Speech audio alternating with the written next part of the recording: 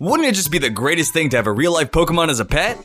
I've always wanted to have a real-life Arcanine because it would have been able to protect me from the bullies in elementary school. But now I have a YouTube channel, so there's really no escaping from that, huh?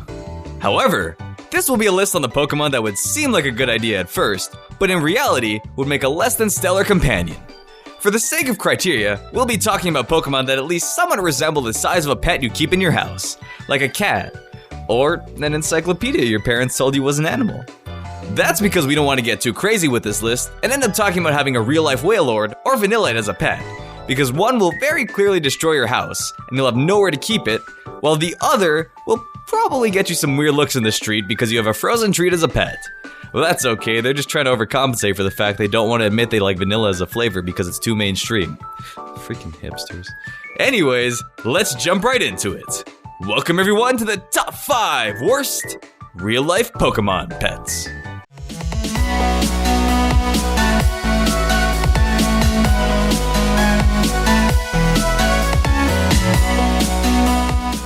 Number 5, Hoppip. The biggest problem kids have when taking care of their pets is probably taking care of them. Or, losing them. And with Hoppip, it'd be pretty easy to develop a close bond with it and then lose it.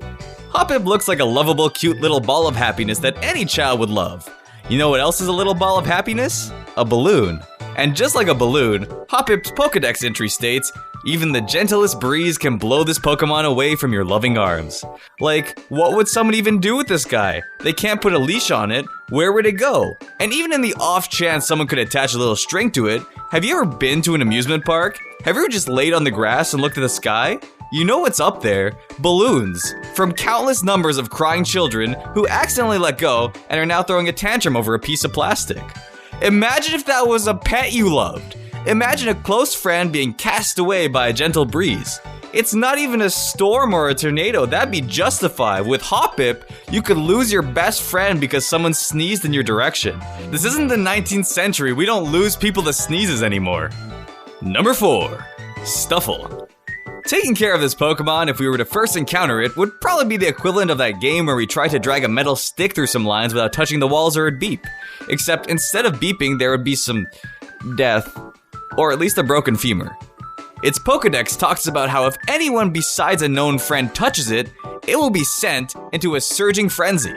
That complements its other entry, where if it gets angry, it'll flail about with enough power to knock a pro wrestler sprawling. So essentially, you have to find a way to become friends with it without ever making it mad and not touching it. That's like having a pet gremlin, except it's cute the whole time, so how do you not accidentally forget and hug it? More like stuff full of conflicting emotions. Number 3, Pikachu.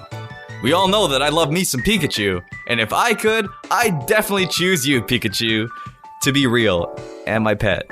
Even though that's the opposite of what this top 5 is supposed to be about, but screw it, I know it's a bad idea, I make bad decisions, I may have hopped the fence at the zoo because I wanted to sing songs from The Lion King with the gorillas. But here's why Pikachu would be one of the worst. First off, a lot of people definitely love Pikachu, so it's one of the worst simply for the fact that it's such a popular character a lot of people would want, but you really shouldn't have it as a pet. This Pokemon will bite you if you pull its tail. You know what kids do to pets? They pull their tails. On top of that, one of its other Pokedex entries state that whenever it's angry, it'll discharge all the electricity it has stored up. And this isn't an anime, this is real life, so if you get hit by any form of electricity because you made it mad, which you definitely will, you'll probably have some severe burns. I mean, look at Ash, he didn't even do anything and got shocked all the time. So that's not great to have. That's definitely a top 10 worst quality trait to have in one of your pets. And the thing is, Pikachu doesn't even have to be mad to shock you. It could just be showing affection. Here it is just waking Ash up with an electric jolt casually. They're best friends by this point and he's still doing it. So realistically, whether you're friends or enemies with your real-life Pikachu, it'll be a shocking experience if you live. Number 2, Charmander. I know there are quite a lot of people out there who dreamed of having a pet Charmander. No, that's a bad idea, don't do that. Look, Charmander is cute, it'd be great to have a little lizard, but having an exposed flame around the house at all times is probably the worst thing to even think about keeping around. Let's not even add in that Charmander can spit fire like it's dropping the hottest mixtape. The actual worst part is if you accidentally spill water on its tail, it dies. Do you know how many kids spill water? I'm pretty sure the Great Lakes were formed by a giant baby tipping over a cup. That's probably a historical fact. As much as I'd love to train up this little lizard, I don't think I, or many people, will be able to keep that tail or their house safe.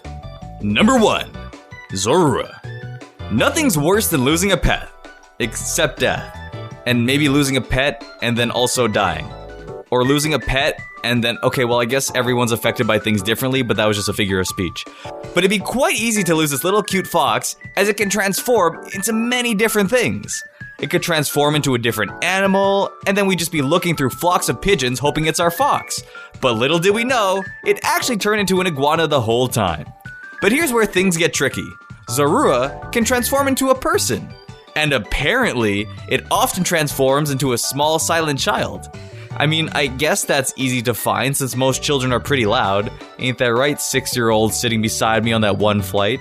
But just imagine you wake up in the middle of the night, you're gonna get some water, and there's just a small, silent, unaccounted child in your house staring at you. That's the stuff of nightmares. And it doesn't even state if it changes into the same small child. It could transform into a different one every time. So there we are, just looking for our fox in a crowd of people and being questioned for looking suspicious. That's what it'd be like to have a Desura as a pet. That's why they called the cops. It was not my fault. I just thought little Rakir was my Desura, okay? I didn't mean it.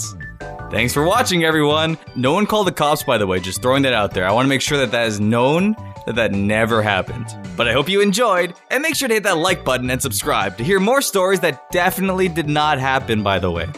See you all soon, and until next time, keep on catching!